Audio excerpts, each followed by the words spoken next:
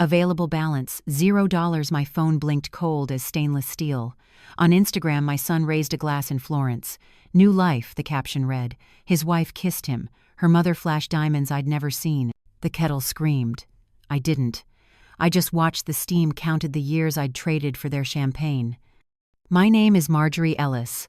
I am 68 years old, and my son emptied my life savings to take his wife and her mother to Italy. I didn't call. I didn't cry. I opened my red notebook. But what they didn't know was that I had already started the clock. Before I continue, tell me where you're watching from. And hit like and subscribe if you've ever been betrayed by family, the kind of betrayal that doesn't come with shouting but with a smile and a signed paper. People think revenge is about anger. It's not. It's about precision and silence. So let me tell you how a quiet woman like me turned her son's perfect life into a slow-motion collapse he never saw coming. Now, let's go back to where it all began. I was 14 when I first smelled bleach on my skin. The sting stayed for days even after I scrubbed my hands raw. That smell became my life, the smell of other people's comfort. I cleaned their houses in Brentwood where the windows stretched from floor to ceiling and the floors were so white they hurt your eyes. My boss, Miss Kendall, would tap her glass with a manicured nail whenever I missed a corner. Details, Marjorie, always in the details. I learned. Not just how to clean, but how to watch. You learn a lot about people when you're invisible, the arguments behind closed doors, the smiles that don't reach the eyes, the perfume that covers exhaustion. I told myself I'd never let my life be like theirs. But then again, I didn't have a choice. When my father left, he didn't leave a note, just a half-empty bottle of whiskey, and his name scratched off the mailbox. My mother stopped talking for a week. Then she started taking double shifts at the laundry, and I followed her lead. I used to think silence was weakness. Later I learned it was a weapon. By 17 I was pregnant. The boy's father promised marriage, said he'd take me away from this city. I believed him because I needed to, but promises are cheap when they come from hungry mouths. He disappeared before I even started to show. I never saw him again. The night I told my mother, she didn't look up from folding towels. "You'll manage," she said. "We always do, and we did, just not the way I imagined." When my son was born, I named him Colton. His cry was small but sharp, like a thread pulling through cloth. I remember holding him at dawn, the window cracked open, the city still half asleep. His skin smelled like milk and soap. For the first time, I felt something close to peace. I worked days cleaning houses, nights folding laundry for hotels. Colton grew up surrounded by other people's luxuries, polished pianos, gold-trimmed mirrors, toy boxes that cost more than my rent. Sometimes I'd bring him along when I couldn't find a sitter. He'd sit on marble floors, playing with the caps from detergent bottles, pretending they were race cars. When one of the homeowners asked, "Is he bothering you?" I smiled and said, "No, ma'am. He's just learning how to drive toward a better life." When Colton was 6, one of my clients, a lawyer's wife, offered to pay for his private elementary tuition if I agreed to work full-time and live in their guest house. I didn't hesitate. I packed a single suitcase, left my own home behind, and saw Colton only on weekends. Every Sunday I took the bus across town with a small gift, a notebook, a sandwich, or just a smile. He'd run to me shouting "Mama," and for a few hours I forgot what tired felt like. He was smart, too smart. When he was 9, he asked why I had to clean other people's houses. I told him, "Because they pay me to make their world shine." He frowned and said, "One day I'll make ours shine." I held on to that. It became my religion. At 18, he got into college. I sold the small plot of land my father left me in Savannah, a place I'd dreamed of retiring to someday, just to pay his tuition. I even sold the silver ring my mother had given me on my 15th birthday. When I handed him the check, he hugged me and said, "You'll see, Mom, one day I'll buy you a real house." But promises I'd learned don't always age well. He came back that first semester different. He talked faster, dressed better, carried a new phone I didn't recognize. He stopped calling me Mom in front of his friends. Marjorie sounded sharper, more distant.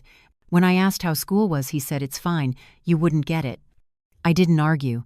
I just added it to my notebook, the small red one where I wrote every expense, every shift, every favor I'd ever done for him, not out of bitterness, out of habit. Years passed. I worked until my knees burned and my eyesight blurred. Colton became a real estate agent. He wore suits, drove leased cars, and posted pictures of houses he didn't own. "Fake it till you make it," he said once, laughing. I smiled, but something in me knew that kind of pretending always comes with a price. Then came Sloane. Pretty polished, the kind of woman who orders her coffee in Italian just to prove she can. From the first time I met her, I felt that old bleach sting again, that mix of admiration and warning. She shook my hand like she was touching something fragile. "I've heard so much about you," she said. "Colton says you're very devoted." The pause before devoted told me everything. The first time she and her mother Beverly came to my house, they brought wine and compliments wrapped in poison. Beverly looked around my small living room with its faded curtains and said, "Such a cozy place, so vintage." Sloane smiled like she was in on the joke. I pretended not to notice. After they left, I sat in my old armchair, the one I'd bought the year Colton turned 7, and stared at the empty wine glasses. I could still smell their perfume, expensive and suffocating. I thought maybe this is what losing your son smells like. I didn't know it then, but that was the beginning of the end. The next few months, Colton visited less. When he did, he was always in a hurry. "Work's crazy, Mom," he'd say, checking his phone more than he looked at me. When I offered him food, he'd wave it away. "We're eating clean now. Sloane's into health." One Sunday, I cooked his favorite pot roast anyway. He took one bite and said, "You shouldn't eat this stuff. It's heavy." I laughed softly. "So am I, baby, so am I." That night I wrote in my notebook, "He's gone, but not yet far enough to realize it." Then came the call that sealed it from the building guard at his Studio City apartment. "Sorry, ma'am, Mr. Ellis asked that we don't let anyone up without an appointment." I thought he was joking. "I'm his mother," I said. "Yes, ma'am." Those were the instructions. I stood outside that building for 2 hours holding a Tupperware of fried chicken that was still warm. When I finally left, I didn't cry. I just walked home through the noise of the city, the smell of gasoline and rain in the air. By the time I reached my block, the food was cold, but my resolve was not. I opened my notebook again. This time I didn't write numbers. I wrote a sentence I'd never written before: "When love forgets respect, something else must take its place." I didn't know yet what that something would be, but I could feel it forming quietly in the space between my heartbeats. The world didn't end with a scream, it ended with a statement. One Friday morning, my phone buzzed with a bank alert. Balance $0. I thought it was a glitch. I called the bank, waited through elevator music until a woman's flat voice said, "All funds were transferred to a joint account under the name Colton Ellis." My name was on it too, but I had never signed anything. When I hung up, I sat perfectly still. The kettle whistled behind me, but I didn't move to turn it off. It sounded like something tearing. I called Colton. Straight to voicemail. I tried again. Then I went to his social media. The screen lit up with photos: Colton in Florence holding a glass of wine, Sloane in a silk dress, Beverly flashing a designer handbag. The caption read, "New life begins now." And beneath it, a comment from Sloane, grateful for my amazing husband, and "Thank you, Mom, for making this possible." I stared at that word, possible. It wasn't anger I felt. It was recognition, like seeing a bruise that had been forming for years finally surface. That night, my neighbor Ruth knocked on my door. She carried her usual evening snack, half a pecan pie and a thermos of coffee. "You look pale, Marjorie," she said. "What happened?" When I told her, she went quiet. Then she said, "Let me show you something." She pulled out her old laptop, the one she used to teach neighborhood kids about budgeting. "You ever check your online statements?" I shook my head. For hours, she showed me how to navigate the bank portal, how to trace transactions, how to download statements. Every click felt like peeling back layers of betrayal. The withdrawals were there, big ones always on Fridays, always after Colton had called to help me with paperwork. Ruth leaned back. "Honey, that's theft, plain and simple." But I wasn't ready to call it that. "Not yet. He's my son," I whispered. She sighed. So was Cain to Eve. That night I couldn't sleep. I sat by the window, notebook open, copying every transaction line by line. I didn't understand all the numbers, but I understood patterns. Every thief leaves a rhythm. A few days later, I found something else, a letter shoved under the cushion of my armchair. It was crumpled, half torn. At first I thought it was junk mail. Then I saw my name on it in handwriting that looked like mine but wasn't. It was a draft of a will leaving my house and any remaining assets to Colton Ellis, signed Marjorie Ellis. My signature. Forged. I don't remember how long I sat there staring at that lie written in my name. I just remember the sound of the clock ticking each second heavier than the last. When the kettle started to whistle again, I whispered, "He tried to kill me on paper." That was the moment I stopped being the victim. The next morning I visited Leonard Pierce, an old friend from my cleaning days, now a retired public lawyer. His office smelled of dust and paper. "I need your help," I said. "My son's stolen everything, and now he's making me disappear." Leonard read the forged documents, frowned, and said quietly, "Elder financial exploitation. Classic pattern. They start small fake signatures, shared accounts until one day they erase you entirely. Can we stop it?" He leaned forward. "If we act fast, yes. But you'll need to be patient, silent. You can't confront him yet." Patience I had plenty of. Silence had been my companion all my life. For weeks, Ruth and Leonard worked with me in secret. Ruth helped organize the transaction logs. Leonard contacted an old colleague from the IRS, agent Ernest Cho, who specialized in elder fraud and international transfers. They filed the first suspicious activity report. The case would take time, but it was enough to freeze the stolen account temporarily. Meanwhile, Colton kept posting. More pictures, more smiles. I watched, not with hate but with calculation. He didn't know I'd found the will. He didn't know his account was being flagged. He didn't know his mother had become someone he'd never met before. And then came the doctor's call. It was a Wednesday afternoon when Dr. Shaw called from the clinic. "Miss Ellis," he said gently, "we got your test results. You need to come in." His voice told me everything before the words did. Acute myeloid leukemia. Late stage. 6 to 9 months, maybe less. I sat in his office, the air conditioner humming too loud, the smell of antiseptic thick around me. He talked about treatment options, hope. I thought about time, how much I'd given, how little was left. "Will the treatment make me live longer?" I asked. "Possibly," he said. "But it will be hard. Very hard." "Then no," I said. "I've spent enough time fighting. Now I'll use what's left to finish something." He looked at me strangely, maybe thinking I'd lost my mind, but I had never felt clearer. That evening I came home, boiled water for tea, and opened a new notebook, this one with a red cover. On the first page I wrote, "This is not revenge, this is balance." Then I began to plan. I called Leonard. "How long until they reach Italy?" "They're already there," he said. "Florence." "Good," I replied. "Let him taste his paradise before it burns." Over the next few days, I tied up every loose end. I gathered receipts, photocopied the fake will-labeled envelopes. I cleaned the house not because it needed it, but because it was what I did when preparing for something final. That night, Ruth came by with soup. She noticed my suitcase in the corner. "You're traveling." Eventually, I said. "Marjorie," she whispered, "whatever you're planning, make sure it doesn't kill you before the cancer does." I smiled. "Ruth, I've been dying my whole life. I'm just making it count this time." Outside, the streetlights flickered. Dogs barked in the distance. Somewhere a siren wailed. I sat in the dark, watching the shadows move across my living room walls. They didn't scare me anymore. When dawn came, I stood by the window with my tea, the steam fogging the glass. The city was waking, same noise, same chaos, but I wasn't the same woman who'd cleaned its floors. I was something else now, something sharper. I whispered to myself, "You taught him how to walk, Marjorie. Now teach him how to fall." And as the sun rose, I picked up my red notebook, closed the last page of my old life, and began writing the blueprint of justice, slow, quiet, precise. The first thing I learned about revenge is that it doesn't start with anger. It starts with observation, and I had spent a lifetime watching. Every morning after my diagnosis, I woke up earlier than usual, not because I couldn't sleep, but because I wanted the quiet. Silence sharpens you. It makes you see the patterns other people miss.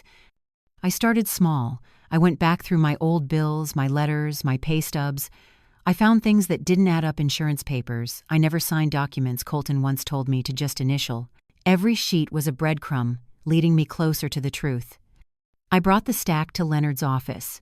He looked through them slowly, glasses halfway down his nose. "He's not just irresponsible, Marjorie. He's complicit.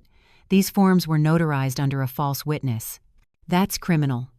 He expected me to cry. I didn't. I just asked, "Can you prove it?" He nodded. If we connect the transactions with the forged documents, we can freeze everything tied to him. But you'll have to let the system do its work. That means staying quiet. Quiet that I could do. I had perfected it long ago. The next week I went to visit Colton's apartment building again. I wanted to look him in the eye to see if he could still lie knowing what he'd done. But when I arrived, the same security guard stopped me at the lobby. "Sorry, ma'am," he said. "Mr. Ellis gave orders not to let anyone in without notice." "I'm his mother," I said. The guard's eyes softened, but he didn't move. "I'm sorry, ma'am. It's not up to me." I stood there for a long minute holding a plastic container of homemade cornbread. I left it on the counter and turned away. My hands shook not from rage but from the cold realization that my son had turned me into a stranger. That night Ruth came over and found me staring at the television with the volume low. "You went there again, didn't you?" she said. I nodded. "What did you expect I wanted to see if he'd feel anything?" I whispered. "But he didn't even know I was there." Ruth sat beside me, her hand warm on mine. "Then let's make sure he feels something now." We spent the next few nights building what she jokingly called the ledger of regret.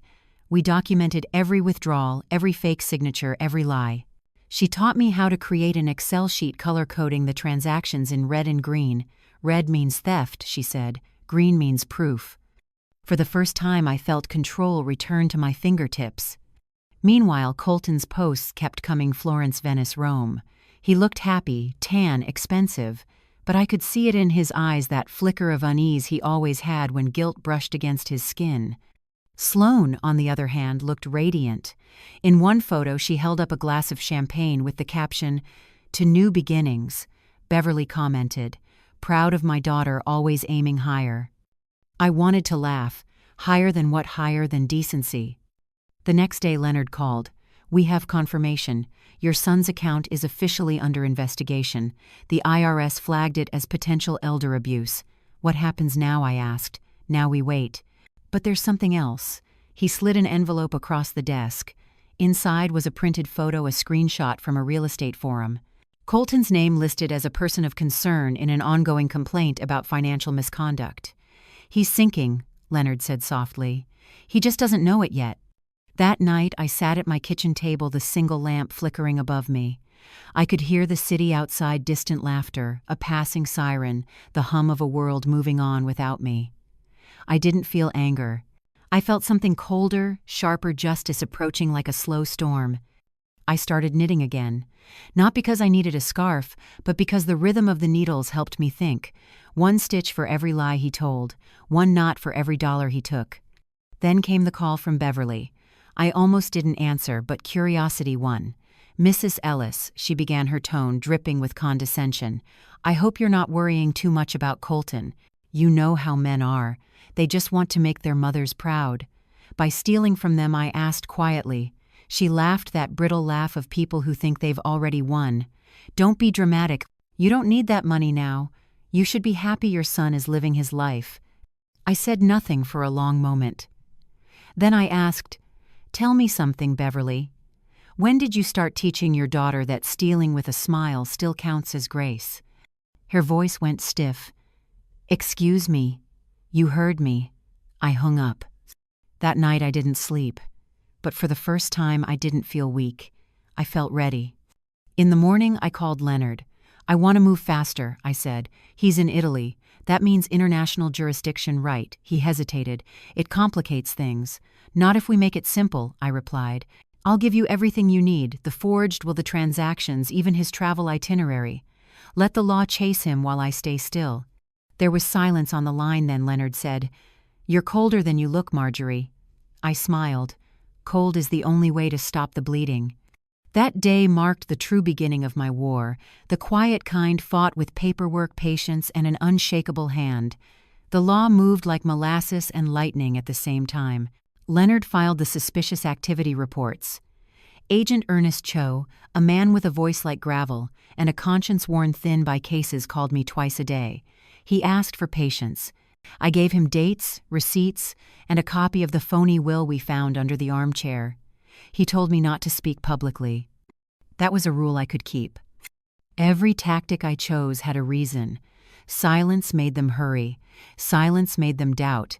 Silence meant they kept making mistakes while I built the trap. Colton's first mistake came in the form of a bank decline. He posted a video from Florence, a shaky clip of a waiter smiling as a card was swiped and rejected. The caption read, "Weird glitch. Don't worry, Mom, we're covered." He tried to laugh it off. The comments were a mix of mock concern and smug screenshots from strangers.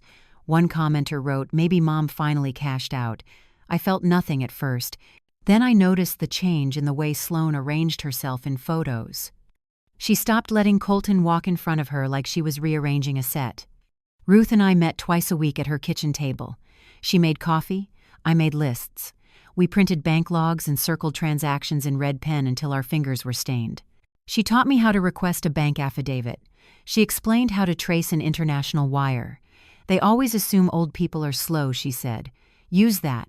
Make them think you're helpless." I pretended to be helpless when Colton called. I almost never answered, but once I did, I let my voice tremble, a practiced thing. "Hi, baby," I said. "Are you having fun?" He tried to be casual. "Yeah, Ma. It's great. Beautiful. You should come see it." "No," I said. "I'd rather see photographs." He snorted. "Suit yourself." Then he laughed, the same laugh he used when he wanted to forget someone was watching. Weeks passed. The IRS audit flag brought more pressure on him than I expected. Agent Cho reported back international transfers triggered an automatic review when tied to accounts flagged for possible elder exploitation. Leonard coaxed documents out of sleepy notaries and shaky bank clerks. They found a signature that tried to look like mine, and a witness who swore they'd seen me sign papers, a woman who later admitted she'd been paid coffee and a tip to just sign here. When Leonard told me that I imagined the woman sitting with her gums bared and felt nothing but pity, she had sold a lie for cash. She would sleep badly after. Colton's second mistake was arrogance. He posted a video of Sloan unboxing a gift from Mom, a designer scarf she claimed was a sweet token. The video's geotag listed a boutique 2 blocks from the consulate in Florence.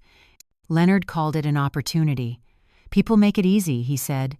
"They leave footprints. We traced the purchase to a Spanish intermediary account. Ernest hooked the thread to a shell company. Then he pulled a wire stop order. The money started to stall in places the thieves couldn't predict. Banks froze lines, emails piled up from compliance teams. Colton began calling more often. He swore at Leonard once, furious at being prevented from spending what he'd stolen. He said words that sounded small and childish. At home, neighbors started to notice something different in me. The kids waved. Brenda, who came to collect me for church, asked if I needed help with anything. I said no. In the stairwell, someone muttered that my son owed a favor and that the city would talk. That was enough. Leonard pushed me toward precautionary moves. "Get your affairs in order," he suggested, like a doctor who had bad news dressed as care. I updated the bank's contact information to include a community legal number. I opened a small account in my name at a separate credit union, a safety net for a woman who had spent a life without them. I wrote a letter to be filed with my file cabinet. "If anything happens to me before this is resolved, these documents must be trusted." I signed it in thick, deliberate strokes, so that every loop and line looked like mine. It would be compared later. And then the diagnosis changed the rhythm of everything. Dr. Shaw's words, 3 to 6 months, shrank the horizon. Time was no longer an abstract. It was a clock with teeth that made strategy a moral act. I could rage.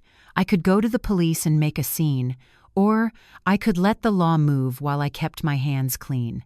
I chose the latter because I wanted 2 outcomes: justice for my money and a lesson burned into the marrow of my son. Sloan's mistakes followed patterns born of greed, not forethought. She began to drop hints in public, sloppy boasts in places tourists could overhear. She spoke loudly at cafes about opening an account in Spain, but hiding the source. Tourists recorded her. Someone sent the clips to Leonard. The trail thickened until it became a rope. When the consulate in Florence contacted Colton for an interview, a routine verification that now had the weight of a legal notice, he didn't expect me to be anywhere near it. He texted me a picture of a gondola with sunglasses on his nose as if he were daring the world. I kept my phone in my pocket. I did not answer. Instead, I took a bus to a cafe across from the consulate. I sat with a thermos of coffee and my red notebook. People passed speaking Italian and English, small families hurried diplomats. I watched a boy run with gelato down the street. I tucked the notebook under my arm like a talisman. When Colton came out, the camera that captured what happened was not mine. It was a tourist who happened to have the right angle and a good sense of timing. Colton's collapse in that doorway, the look on his face when he realized the account was frozen, the way Sloane stepped back like a woman who had bought a plan and found it bankrupt, was not the result of my shouting. It was the result of a system I'd triggered and patience I'd learned to hold. He had thought his life was built on quick wins. He had not counted on a mother who kept lists, who learned how to use a computer, who could hold her silence like a loaded hand. At the cafe, I took out the thick envelope with photocopies, the notebook, and the printed ledger. I did not shout. I did not throw plates. I slid the envelope across the table toward me, opened it, and arranged the papers so a tourist could see. I let the scene unfold. I let the law and time do the rest. The morning the consulate summoned Colton, Florence glowed like it was painted in deceit, golden streets, blue air, marble that looked clean until you got close. I arrived hours before he did. I wasn't meant to enter the consulate. I didn't need to. The war was already in motion. All I had to do was stand at the edge of it and witness the reckoning. Across the street, I found a corner cafe, the kind where the espresso came in chipped cups and nobody bothered to rush. The waiter didn't ask questions when I ordered black coffee and took a seat by the window. My hands wrapped around the cup steady. The red notebook lay beside it, the yellow envelope beneath heavy, with copies, every forged paper, every stolen transaction, the letter I'd written to my son. From my seat I could see the consulate gates. Tourists snapped photos of the flag outside, children ate pastries. The air was full of laughter that didn't belong to me. Then the car pulled up, black, shiny, loud.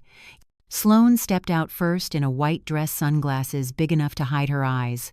Behind her, Beverly adjusted her scarf like a queen straightening her crown. Colton came last, slower, looking thinner than the last photo he'd posted. They didn't notice me.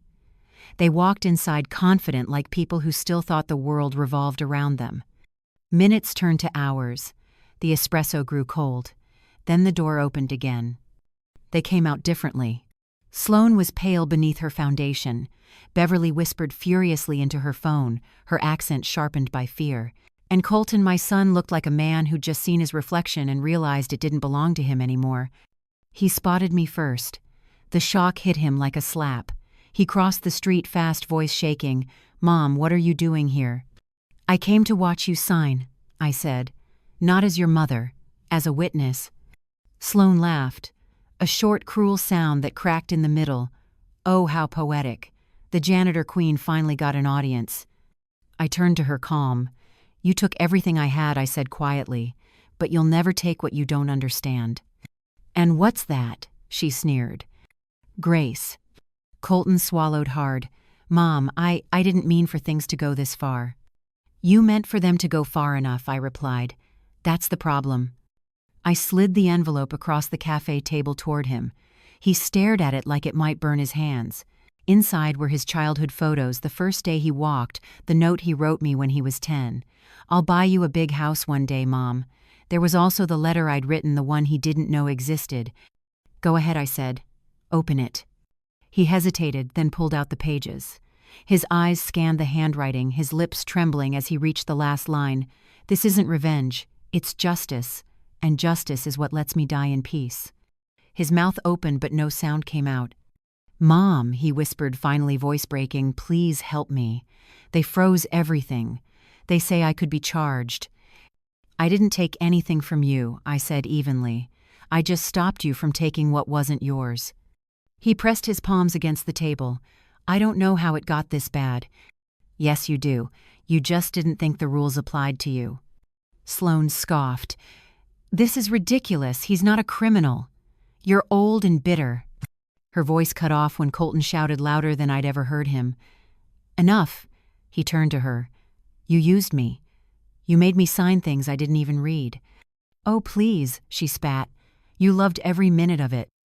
Then she stood, grabbed her bag, and walked away. Beverly followed her heels, clicking like hammers against marble. Colton sat back down, breathing hard. His eyes were red, not from tears, but from shame. "Mom, what happens now?" I folded my hands, watching the light shift through the cafe window. Now the world learns who you are. You'll go home. You'll face what you built. He nodded barely. Can I fix it? I looked at him, really looked, and saw the boy who used to follow me to bus stops, his lunchbox swinging from his arm.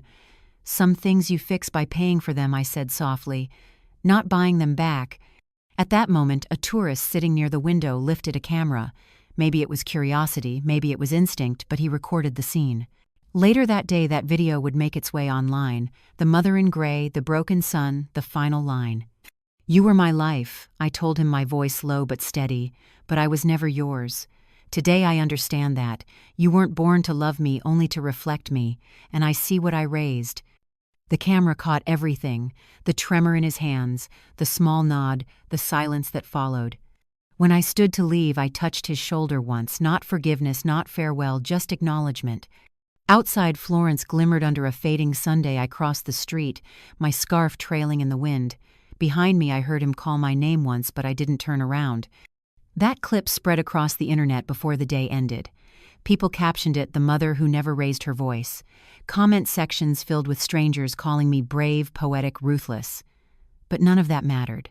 The point wasn't the noise. It was that he finally understood silence, my silence for what it really was. When I reached my small rented room, I boiled water for tea, opened my notebook, and wrote just one line. Justice doesn't need a crowd, it needs timing. Then I closed the cover, placed it beside my bed, and for the first time in years, I slept without guilt or fear. The morning after the cafe, Florence looked quieter, as if the city itself had exhaled. I woke before dawn, the sound of church bells floating in from somewhere far off. I poured myself a cup of bitter coffee, the kind that scraped your throat but kept you alive. The yellow envelope was gone. I had left it with him, but the red notebook remained heavier now, its pages filled with everything I had never said. The video had done its work overnight. People didn't know our names, but they knew our faces. Mother confronts son who stole her life savings. That was the headline. A clip of me saying, I didn't take anything from you. I just stopped you from taking what wasn't yours had gone viral in a dozen countries. They called me cold, holy, terrifying. I didn't care which. For the first time, the world was seeing what silence could do. Leonard called that afternoon. It's official, he said. His accounts are locked. IRS is freezing movement, pending review. You won, Mara. I looked out the window at the cobblestones below. No, I said quietly. Justice isn't winning. It's balance. That night I wrote my final letter. My handwriting had grown unsteady, but my thoughts were sharp as ever. Colton, when you were little, you used to tell me you'd buy me a big house. I never needed a big house. I only wanted you to have a clean heart. You can't undo what you did, but you can live differently from now on. Learn to build, not to take. To protect, not to use. If someday you find peace, don't thank me. Thank the part of yourself that survived this lesson. Your mother always watching.